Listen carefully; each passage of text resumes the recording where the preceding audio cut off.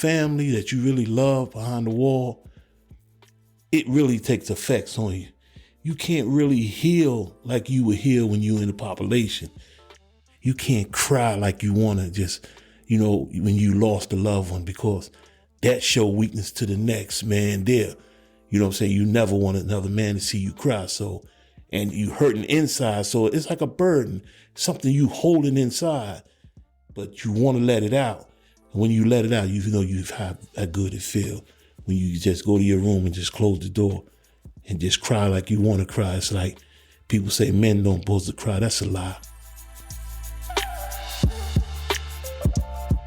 Welcome back to our 4th season of the 98% Life After Prison, a podcast dedicated to the vast majority of incarcerated people in North Carolina who will eventually be released back into our communities, often with little more than a $45 gate check.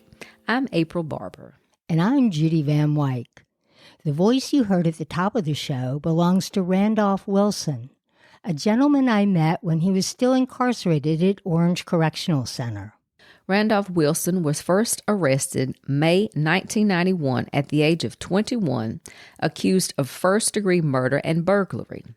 He was tried, convicted, and sentenced to life in prison. After 33 years, Randolph was released with what's called a MAP, which stands for Mutual Agreement Parole Program.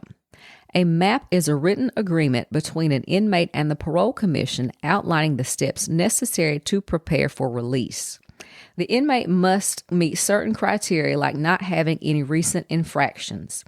They must also have been sentenced under the Fair Sentencing Act, which is before October 1st, 1994. The act was succeeded by the Structured Sentencing Act, which denies early release for good behavior. What's interesting about Randolph's case is that he was convicted based exclusively on the testimony of his co-defendants, who received much lighter sentences than he did. We'll explore his case in greater detail, but first let's meet Randolph Wilson and find out how he's doing now that he's a free man. And a quick note. When Randolph talks about SWIFT classes, he's referring to the SWIFT program developed by William Elmore and Tommy Green, who were featured in the 4th episode of Season 1. Okay, let's listen to what Randolph Wilson has to say. I'm Randolph Wilson. Where I'm from is New York City. Where I'm at here is at Hillsborough, at the reentry house. You've been out since September 3rd, so you've been out like a little more than 6 weeks, right? Yes. Can you tell us, kind of describe what it's been like to be kind of dumped into the world after spending 33 years behind the fence? When the first time I got out, it was kind of scary because it was new to me. Everything in the world have changed. Between the stoplights, using cell phones, turning on TVs, it's been different. But now dealing in the reentry house, dealing with different people I'm meeting, it's kind of getting better and easier for me. I'm trying to get my driving license. Just main thing, really things that we need to survive. Plain regular things, everyday life. It's so different to me because I wasn't used to it. With the 33 years I left, it was just I was in a cage. So when you let a person out now, everything is new to them. Even walking across the street.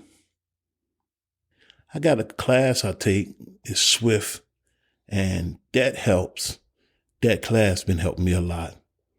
And they show you how to deal with things in society. Basically like how to make good choices. A lot of people make choices off a reaction fast. But sometimes it's like, if you just sit back and just think, it's like you make the right choice. About surrounding yourself around good people. Because it deal with the people you around and the places you go, it decide what kind of things that's going to happen to you in your life. It sounds like you feel like you're in a good situation. Oh, a great situation now, because there's so many people it's helping me, so many volunteers, so many different people. They come to the house and take me around. That's the basic things I need. Social Security, get my driver license, go to doctor appointments, just so many small different things people don't understand. If people been locked up for a while and you get out, these are the things, basic things you need to function. And this is what I'm getting now. Did you develop some health issues while you were in prison? Can you talk about that? Yeah, I had arthritis in my hip, and I had 2 hip replacements, total hip replacements on both sides. And I walk around now and I'm in pain, but my back feel real weak. And with being in the wheelchair for 2 years, that muscle, the physical therapy person told me that muscle went to sleep. And I must work that muscle and get it back strong. And that's going to those physical therapy. That's really the main thing. Once I can get that back strong, I think everything else is going to fall in place for me. How do you see your future moving forward? Or are you just right now trying to take things a step at a time? I'm taking it a step at a time, but I see success in the front, because I want to be a motivated speaker. I want to be able to go talk to the kids, speak to them, let them know what I've been through, and hopefully they ain't got to go through it. And I be going around and I be speaking at different places now. Like I just went to Durham, over to Duke College, and we spoke with a couple of people. And I want to continue doing that and get better doing that, so I will be able to go and speak with I want to speak with the youth, because that's who we need to save. Where do you think that motivation to talk to kids comes from? With me doing time, I came in the system when I was a kid, and I didn't have nobody to talk to me. And I feel in my heart that if I can talk to them and I just save one, I feel good. You know what I'm saying? Because if they knew what I've been through and if somebody would have came and told me, I probably wouldn't have been through what I'm doing. But now I got a chance to help and tell them the stories. I want to do that. You also said that you didn't talk to very many people in prison. Why was that? What is that like? I mean, I don't think people on the outside understand what it is to live with a whole bunch of people in prison. You be on a camp and it'd be 1,000 men on a camp, and you got 900 of them in a different state of mind as being criminals. And you got so many different personalities. So you got to pick who you deal with in prison, because you got so many different type of people in prison. You got con artists, you know what I'm saying? You got killers, murderers. You got so many different attitudes. You never know what people is coming, what is their purpose when they deal with you. So I just try to just keep my circle real tight, small, and I'm just wanting to get on out of prison. What sustained you for those 33 years, do you think? Well, what kept me insane, going crazy, was God, because I couldn't have done it without him. But your mind got to be strong too, because if you got a weak mind, then you know the strong and they live off the weak. And you got so many people that comes with so many different game. So my mind was already set. I want to get out of prison. Because one time I thought I'd never get out of prison because I had a life sentence. And then when you go see your programmer and it's 1990 something, they tell you coming up for something in 2020 something, it takes a lot of hope away. It hurts a lot in your heart for like, yo, it's over for me. I won't be living no 13, 14, 15, 19 years. But then once you start getting closer to it and I start seeing the daylight, then it's something, it's like now you have something to fight for. You have something to live for. So you got to keep on going stronger. I seen a lot of brothers didn't make it. Some hung themselves, some committed suicide in different ways, but their mind wasn't strong enough to do it. But you know what I'm saying? Once they saying you see yourself, a lot of them didn't want to see themselves. That's why they were so ashamed of it. But I kept it positive. Try to do all the right things, take classes, prayed. And I was in tune with my family too. My daughter, they kept in touch with me. They kept coming to see me, letting me know, be strong, Daddy. You know, help is on the way. So I'm here now. I see what they were saying. I seen so many young kids in prison with life sentences now that it breaks my heart, because I look at them and I be like, they don't really know what they done got themselves into. And it ain't hit them yet because they ain't done but 2 years, but they got natural life. So when the first 10 years go by and then the family start dying, the letters start stopping, the wrath get hard. That's when they start coming down on them. But you met me on the end of the sentence, and I'm like I am now. I want to help people. But if you helped me you would have met me earlier, you probably wouldn't have liked me, because I felt I had nothing to live for. Had a life sentence, I'm in prison, and I just say, yo, I'm gonna do what I want to do. You got your rest of your life in this cage. It changes you, because you feeling like, yo, this is gonna be my home for the rest of my life.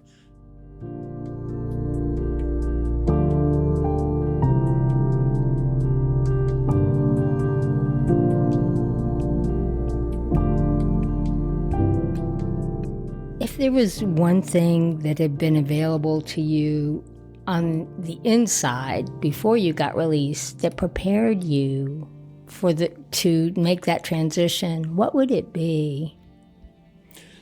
See, the system never had nothing to offer people, like real good education, support system from people that come from the outside and teaches us how it is out there. It was just like, the prison system is like this. If you don't go pick up paper on the roll squad, they'll lock you up in a single cell for 30, 40 days at a time. If you don't go to work in the kitchen washing pots, they'll lock you up. But if you don't get a GED, it's okay. They're not going to do nothing to you. They don't care about that. And if you want to teach, you got to teach yourself. You know what I'm saying? So many places that you want to take this type of class, we short of staff. You want to take this type of class, these people don't want to come in and teach it.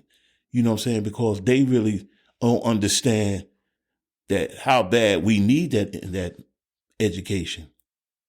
If they didn't have a real good mental health properly, because you got guys that, you know, the administration will put you on medication if you know you a little rough.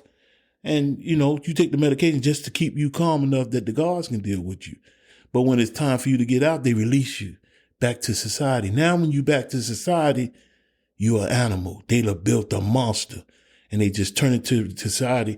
And whatever he do out there to an innocent person, he do. But he knows no better, because they created that monster. 2 or 3 years taking Thorazine, I can't imagine one day without it then. Because I have seen how guys was. And they closed this mental hospital and they started putting them in prison. Now you in prison with mental health people, and you got the evil people, and you got the criminal. It's a lot to deal with. Because you can't hurt a man that's mental health, because he don't know no better. But the administration know that they mix them all up in the same population. So it's hard for you to deal with them. It's hard for you to get around.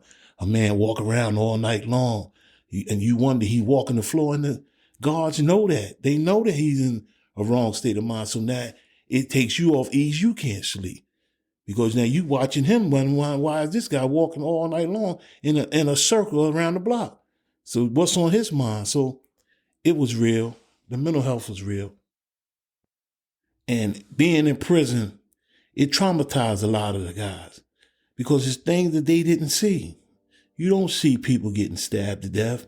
You don't see people jumping off the bed, busting their head open, people being hung, people being raped. You don't see all that, you know what I'm saying? So when you do witness it, it's a part of a trauma on you, because it's something you will never forget, because you've seen it. he's very open when he describes his time in prison. You know, in my experience, April, people who've spent time behind the wall seldom want to talk about it with an outsider like me. What he describes, does that reflect any of your experience being in a woman's prison? Yeah, I can definitely relate to him.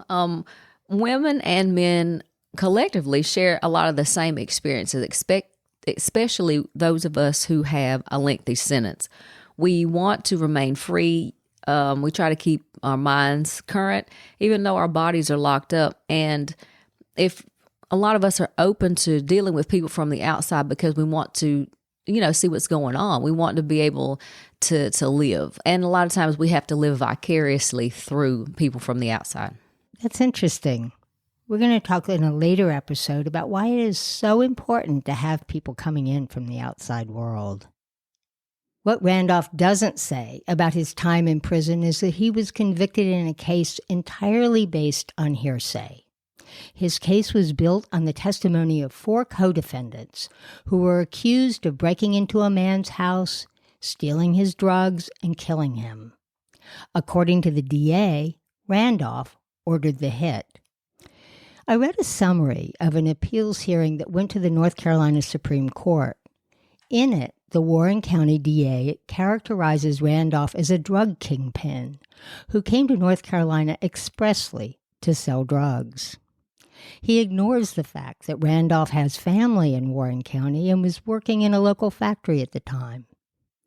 From my reading of the transcript and talking to Randolph, it also appears that the DA never provided physical evidence to prove Randolph's involvement in the murder.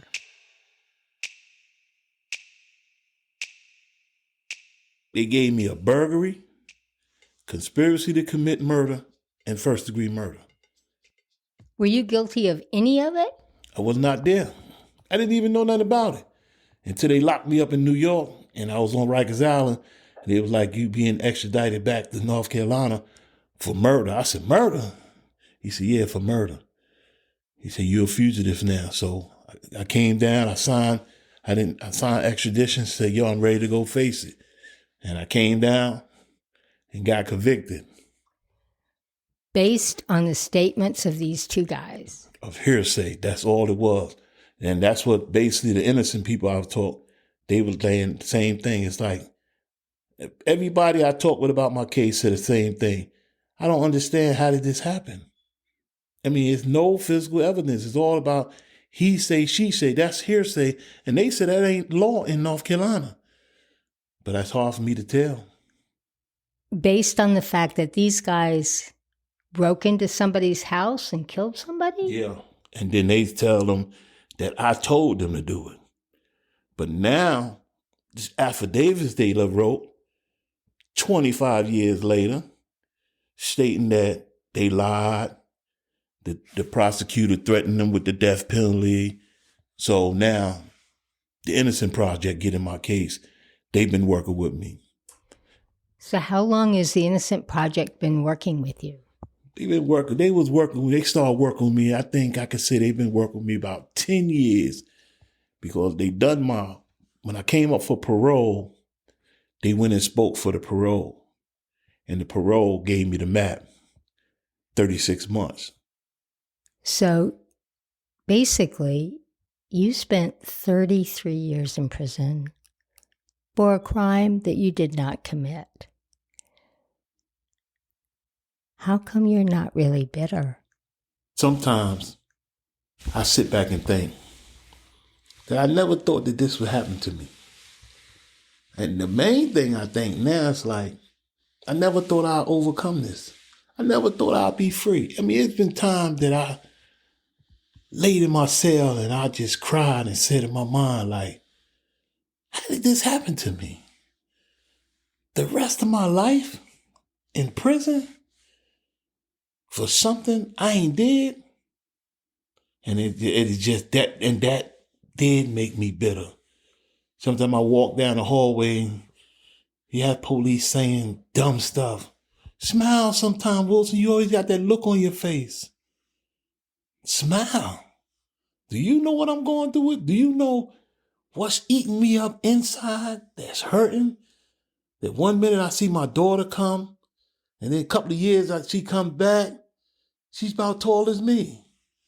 When I hug my daughter on visit and she shake because she afraid of me, because she don't know me, but she know I'm her father.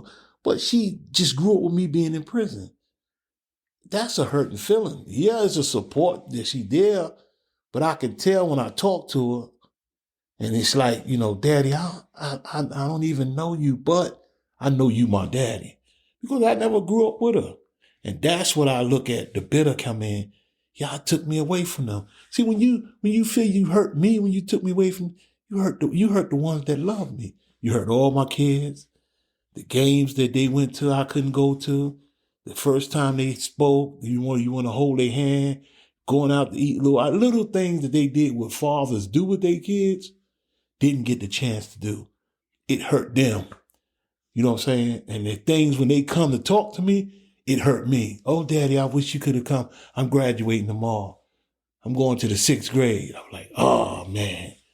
Then they go all the way up. Then they leave high school. They go to college. But they done good. But it's just, those are the things when you say bitter, it made me bitter. It made me walk around the prison, didn't want to talk to people. You know what I'm saying? But I never took my problem out on nobody else. I always just had it bitter inside me. The system must change because you ain't doing nothing but really hurting so many families and traumatized. You can make your kids traumatized. And kids look at their father being in prison. And I hate when they say it. That my father is a real OG. It's like they praising that he's in prison. Then they come up and then the main person they want to be like is their daddy. And then they wind up coming through the system. Then they kids and it's like a chain of reaction because people seeing that and they looking at it as it being cool. But if they really knew and felt what I've been through, ain't nothing cool about that. Not losing their family. Not when your mother died and they won't even allow you to go to the funeral because they said because of the nature of your crime. So you can't go. You know what I'm saying? So it's like, I can't even see her be put in the ground for the last time. It's just so much things. So now when it comes back and they look at it, people look and say, well, he was innocent. But look at all the things he's been through. You can't get that time back. Yeah, I can't get it back. But what I want to do is make sure nobody else go through this. And I'm going to keep fighting for that. I'm keep fighting.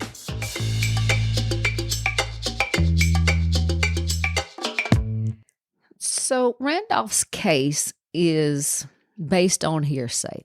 And there's always 3 sides. There's your version, their version, and the truth. And a lot of times they coincide, sometimes not.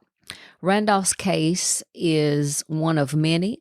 There's a case that is similar to his case, and that is the Charles McNair case. Charles McNair has been locked up for 45 years, and there's also no proof in his case. And I'll share some correlations in future episodes pertaining to Charles McNair. I look forward to hearing Mr. McNair's story. Mm-hmm. You know, April, I don't know all the details of Randolph's case. I reached out to his lawyer several times, but she never got back to me. But still, and you know this, there's one thing that Randolph Wilson and Charles McNair have in common besides the fact that both of their cases are built on hearsay. They're both Black men. And it's been proven time and again that racial discrimination plays a significant role in the number of African Americans locked up in this state.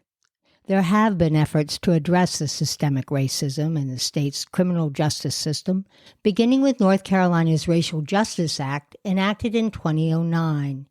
That act requires courts to vacate the death sentence if race was a factor in imposing the death penalty. In 2013, when all of the people on death row who did file a claim were able to prove that they were entitled to relief under the Racial Justice Act, the North Carolina General Assembly responded by repealing the act. In 2020, the North Carolina Supreme Court ruled that those people on death row who had filed a claim before the Act's repeal showing bias are entitled to a hearing. The first person to have a hearing before the Supreme Court was Hassan Bacote. During 2 weeks of evidentiary hearings in 2024, Bacote's attorneys presented proof of widespread discrimination, not just in his own case, but in death penalty cases across North Carolina. On December 31st, Governor Cooper delivered commutations for 15 men on death row, including Hassan Bacote. It's the largest number of death row commutations in North Carolina history, in part because of the advocacy of people like you, April. Well, I am just trying to be the person that was presented to me in my life. Advocacy has always played a big role in my life, and I understand how it is to sit behind their wall day in and day out, decade after decade, and there are a lot of people that deserve a second chance, and I plan to be the one to continue to advocate for those people. And I so appreciate that. That's all the time we have today, but join us for our next episode, a conversation with outgoing prison chaplain of Orange Correctional, Josh Leroy, who talks about what it was like to arrive at OCC at the height of the COVID lockdown and why he loves prison ministry. Stay tuned to the 98% Life After Prison podcast.